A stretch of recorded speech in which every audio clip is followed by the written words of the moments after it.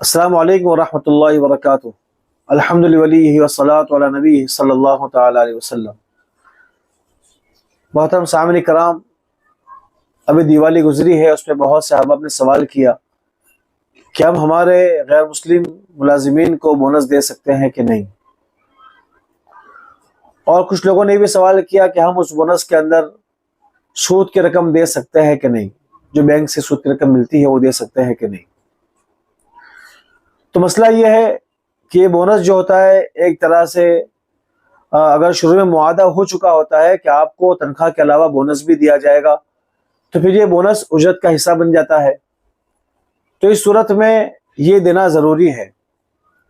اور یہ چونکہ اجرت کا حصہ ہے تو آپ کو اپنی جیب سے ہی دینا پڑے گا، کہ جس طرح آپ کرایہ اس کو جو اجرت دیتے ہیں، اس طرح اجرت کا حصہ ہے تو جیب خاص سے ہی دینا پڑے گا، اور دینا بالکل جائز ہے اور یہاں دینا ضروری ہوگا۔ البتہ اگر جہاں معاہدہ نہ ہوا ہو، صرف یہ کہا گیا کہ آپ کو ہر مہینے تنخواہ ملے گی اور بونس کا کوئی تذکرہ نہ ہوا ہو، اور یہاں دیوالی کے موقع پر اگر دکان کا مالک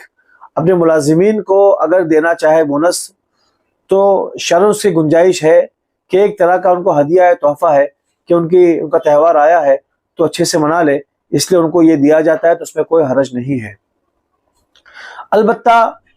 یہاں پر سود کی رقم دینا جائز ہے کہ نہیں ہے، تو اس مسئلے میں پھر وہی بات آئے گی کہ آپ یہاں پر اگر وہ مستحق زکوٰۃ مستحق اگر شخص ہے اور حاجت مند ہے تو اس کو دینا تو جائز ہے سود کی رقم۔ البتہ یہاں پر یہ آپ بونس دیں گے تو وہ یہ سمجھے گا کہ میرے مالک نے اور میرے دکان کے سیٹھ نے مجھ پر احسان کیا ہے، وہ آئندہ تنخواہ بڑھانے کا نہیں کہے گا، یا وہ ٹائم بھی کرے گا اور وہ آپ سے تنخواہ بڑھانے کا اور ٹائم کا پیسہ آپ سے نہیں مانگے گا، یہ سمجھ کر کہ سیٹھ نے مجھے دیوالی بونس دیا ہے تو یہ اس کا بدل کہیں نہ کہیں چکانے کی کوشش کرے گا، اس کا عوض ادا کرنے کی کوشش کرے گا اپنے عمل کے ذریعے سے۔